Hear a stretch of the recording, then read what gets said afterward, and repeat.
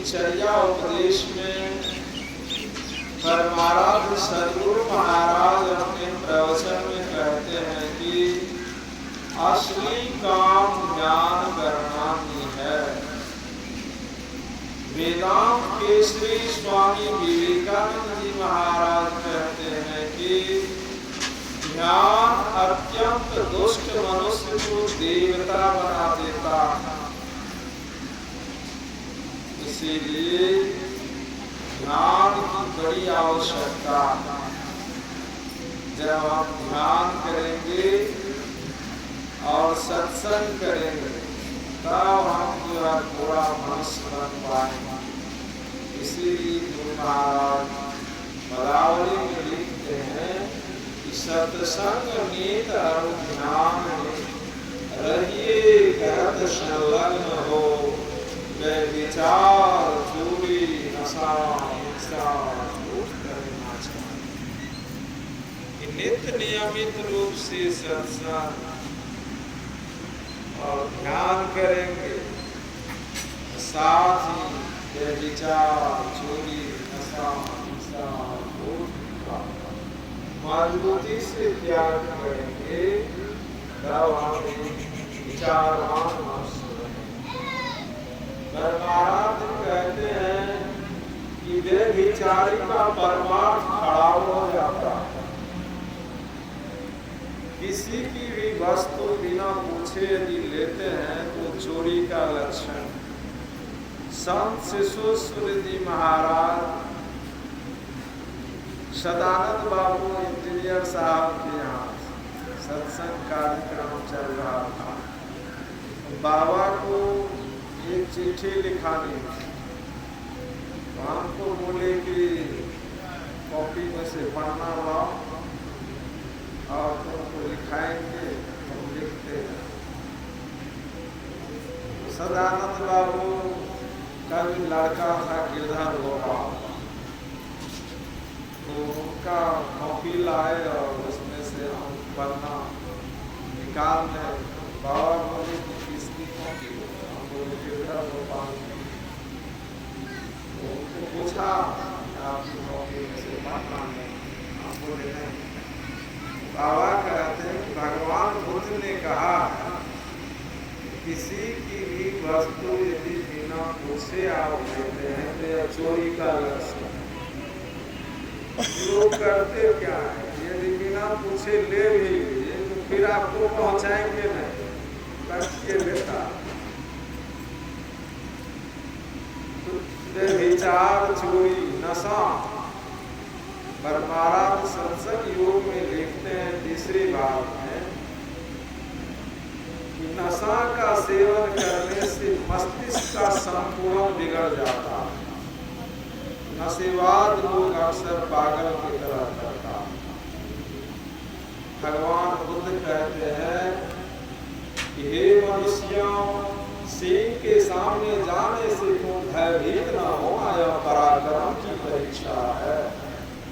तलवार के नीचे सिर झुकाने से भयभीत न होना, यह बलिदान की कसौटी है।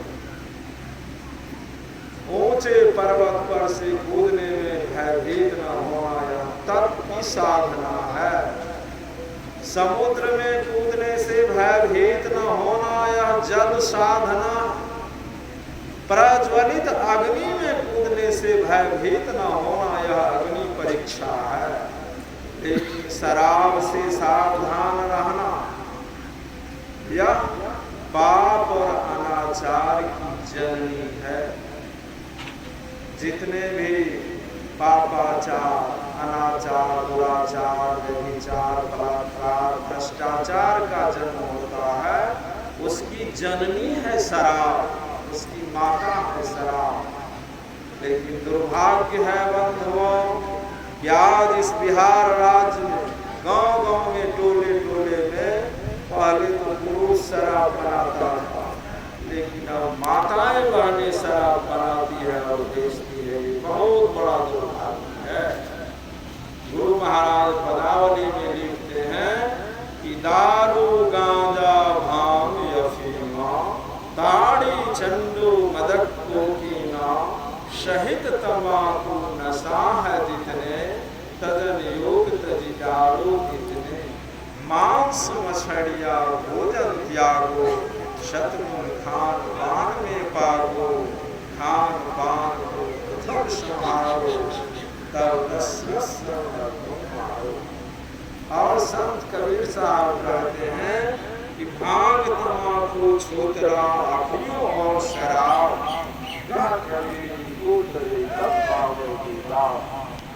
आप देखेंगे मनुष्य कितना पढ़ा लिखा, कितना विद्वान, सब नशाओं का सेवन नहीं करता।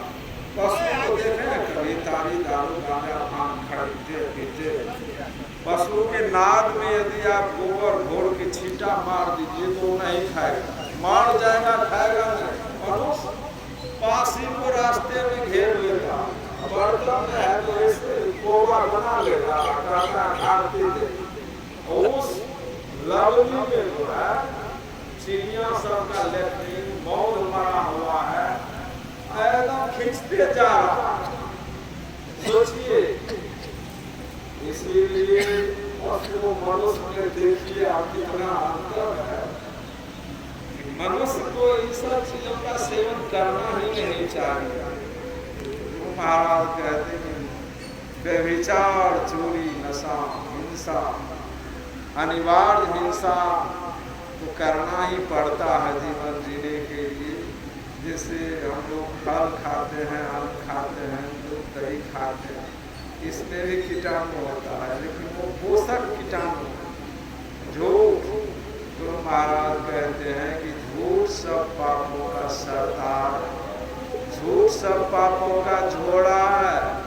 एक झूठ बोल जाओ, सब झूठ जो है वो पाप रूपी घोड़ा में अट जाता है। इसलिए झूठ का मुस्तैदी से त्याग करना चाहिए। धर्मशास्त्र में वर्णन आया है कि एक बार झूठ बोलने से 40 दिन के ध्यान भजन सत्संग का रस उठ जाता, और एक बार ब्रह्मचर्य व्रत को नष्ट करने से 40 दिन तक मन चंचल रहता है, मन ध्यान में स्थिर नहीं होता। पर महाराज का जो उपदेश है कि सत्संग नितर ध्यान नित रहिए, कर संलग्न हो। व्यभिचार, चोरी, नशा, हिंसा, झूठ करना चाहिए। मुस्तैदी से इसके त्याग की आवश्यकता। नर तन उपाय विषय मन देहि, पलटि सुखाते सठिस ले। ये मनुष्य शरीर पंच विषय को भोगने के लिए नहीं मिला। भगवान बुद्ध जंगल में ध्यान में 6 साल ऐसी साधना की, पूरा शरीर सूख गया, शरीर में खून और मांस नहीं था, केवल हड्डी थी। और उस नगर की आम्रपाली वेश्या आती है और भगवान बुद्ध से कहते हैं, हे गौतम, किस सुख के पीछे तुम पड़े हो, मिलेगा कि नहीं मिलेगा, चलो मेरे साथ, मैं तुमको एक अनुपम सुख का अनुभव कराता हूँ। भगवान बुद्ध कहते हैं कि बहन आम्रपाली, तुम जिस सुख के बारे में कह रही है उस सुख को मैं अपने पिताजी के तख्त पर छोड़ करके आया। तुम्हारे मुंह में जो सुंदरता है उससे ज्यादा सुंदरता मेरी धर्म पत्नी के पैर में है, उसको त्याग करके मैं आया। तो आप देखती है कि मेरे चंगुल में नहीं आने वाला, तब कहती है कि एक बार मेरी कुटिया पर पधारी।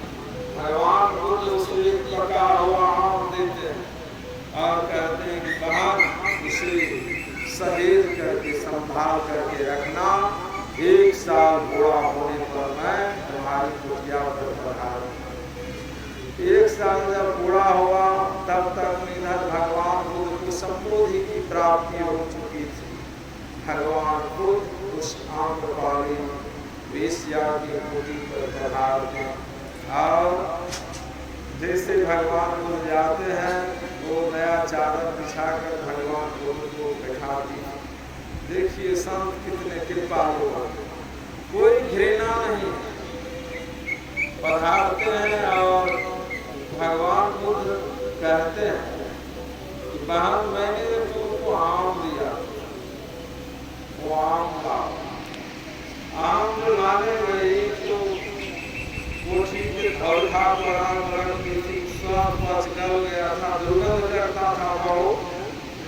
नाक पर कपड़ा ले करके एक हाथ से पकड़ी हुई है नाक को, एक हाथ से आम को पकड़ के लाई भगवान के पास दे करके भाग। भगवान को कहते भागी क्यों? वो कहते कि आम बहुत खड़ा काम था, सर पच गल गया, दुर्गंध बर्दाश्त नहीं जाता है, इसीलिए मैं भाग रहा हूँ। भगवान को कहते चाकू हिला, चाकू भी और भगवान को जो है आम पर का ऊपर करके आम के पानी भाग रहे। भगवान को कहते आम के पानी सुन लो, इस आम के सड़ जाने से जो दुर्गंध है वो दुर्गंध तुमको बर्दाश्त नहीं होता है, तुम भाग रहे हो। मैं तो तुमको वचन दे दिया था, इसीलिए मैं चला आया। तुम जो दुष्कर्म की है और तुम्हारे दुष्कर्म का जो दुर्गंध चल रहा है, वो दुर्गंध मुझे नहीं बर्दाश्त हो रहा। तुम्हारे कुटिया से दुर्गंध निकल रहा है, काम वासना का, काम विकार का दुर्गंध निकल रहा है, ये दुर्गंध मुझे बर्दाश्त नहीं होता। तब आम्रपाली स्थिर हुई और भगवान बुद्ध से समझाते हैं, देखो ये आम का जो गुठली है बीज, ये सुरक्षित है, इसको जमीन में जब रोप देंगे अंकुरित होगा, पौधा बनेगा, विशाल वृक्ष बनेगा और इसमें हजारों आम फलेंगे। हजारों हजार लोग इस आम को खा करके तृप्त होंगे। आम्रपाली जो अपने अंदर के उस ब्रह्मचर्य व्रत को सुरक्षित रखेगा, उस ब्रह्मचर्य को सुरक्षित रखेगा, उसके ज्ञान ध्यान से करोड़ों लोग लाभान्वित होंगे। करोड़ों लोग उसके ज्ञान ध्यान पर चलकर अपना कल्याण करेंगे, इस मनुष्य शरीर को सार्थक करेंगे। तुम भी सार्थक करो। वो तुरंत तैयार हो जाती है दीक्षा लेने के लिए। भगवान गुरु से दीक्षा देते हैं, बहुत बहुत आशीर्वाद देते हैं कि बहन तुम इसी जन्म में सिद्धि प्राप्त करेगी और बहुत आगे बढ़ेगी साधना में, मनुष्य शरीर को तुम सफल करेगी। हम लोग भी भगवान बुद्ध की तरह मनुष्य शरीर को जब सफल करेंगे तो हम लोगों का बड़ा कल्याण होगा। बोलिए प्रेम से श्री सद्गुरु महाराज की जय।